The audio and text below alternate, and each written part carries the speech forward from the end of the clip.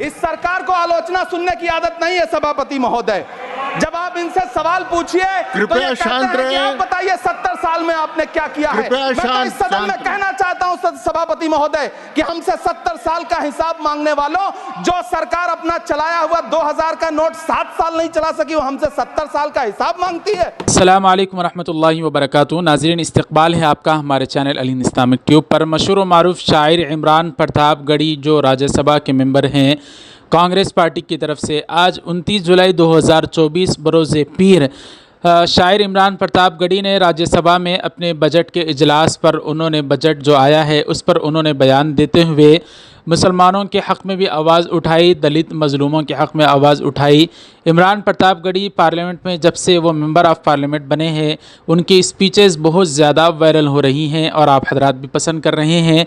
तो हमने फिर एक और वीडियो आज जो उन्होंने दिया है आप हजरात की खिदमत में रख रहे हैं, मुलाहिज़ा फरमाएँ। इमरान प्रतापगढ़ी की तकरीर पसंद आए तो लाइक कर दें, शेयर करें, चैनल को सब्सक्राइब कर दें। मिलते हैं नाज़रीन अगले वीडियो में। वस्सलाम अलैकुम। सभापति महोदय, अपने शीश महलों में बैठे हुए सरकार के सांसद और मंत्री कह रहे हैं कि महंगाई कम हो रही है।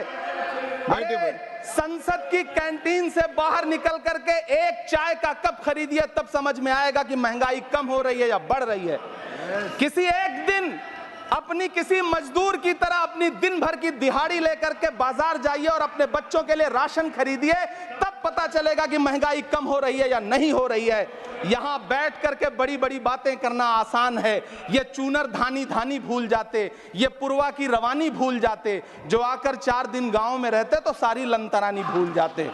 सभापति महोदय, इलेक्टोरल बॉन्ड खरीदने के नाम छुपाने वाली सरकार, इलेक्टोरल बॉन्ड खरीदने वालों के नाम छुपाने वाली सरकार इन दिनों आम के ठेला लगाने वालों के नाम जानना चाहती है।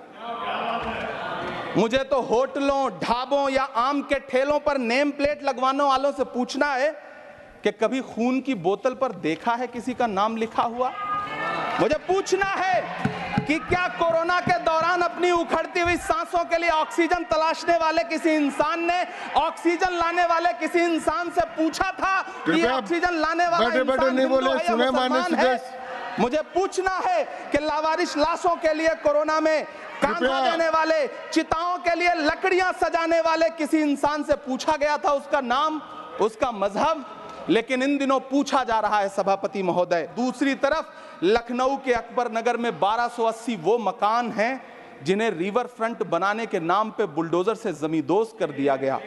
सभापति महोदय, लोग चीखते रहे, बच्चे बिलखते रहे, वसुधैव कुटुंबकम का नारा लगाने वाली सरकार इंसानों के घरौंदे उजाड़ कर जश्न मना रही है। सभापति महोदय, मेरा बहुत भावुकता के साथ देश के प्रधानमंत्री से सवाल है कि इन उजड़ते हुए मकानों और बेघर होते हुए घरों को देख करके आपको नींद कैसे आती है, आप सो कैसे पाते हैं? मेरा सवाल है इस देश के प्रधानमंत्री से, या तो लोगों के घरौंदे उजाड़ना बंद करिए, तो ये शांत रहिए, आप बताइए 70 साल में आपने क्या किया है। मैं तो इस सदन में कहना चाहता हूं सभापति महोदय कि हमसे 70 साल का हिसाब मांगने वालों, जो सरकार अपना चलाया हुआ 2000 का नोट 7 साल नहीं चला सकी, वो हमसे 70 साल का हिसाब मांगती है।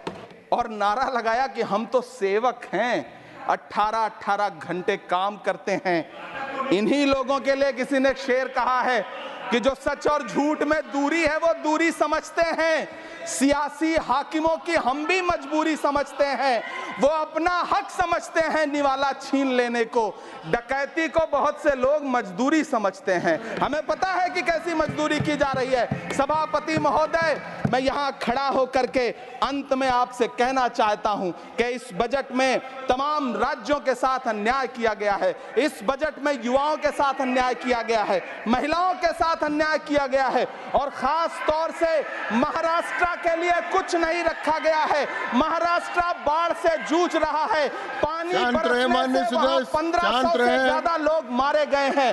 उस शहर को, उस राज्य को 4000 करोड़ के पैकेज की जरूरत है ताकि जो फसलें बर्बाद हुई हैं लोगों को राहत दी जा सकी।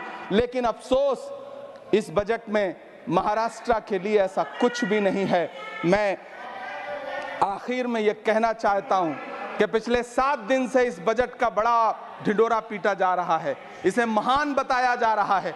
लेकिन कौन महान बता रहा है? सत्ता पक्ष के लोग, उन्हें तो बताना ही है, क्योंकि मैं अवध क्षेत्र से आता हूं, प्रतापगढ़ से, नीरज भाई भी अवध और पूर्वांचल से आते हैं। वहां एक कहावत है कि बिटिया की तारीफ किसने की? बिटिया की महतारी ने, यानी कि बेटी की प्रशंसा किसने की? मां ने। तो इस बजट की तारीफ सत्ता पक्ष करे तो करेगा ही, लेकिन विपक्ष के एक भी सांसद से आप पूछिए कि क्या उसके राज्य को कुछ मिला है, तो वो ये कहेगा कि नहीं, कुछ भी नहीं मिला है। बहुत बहुत धन्यवाद सभापति महोदय।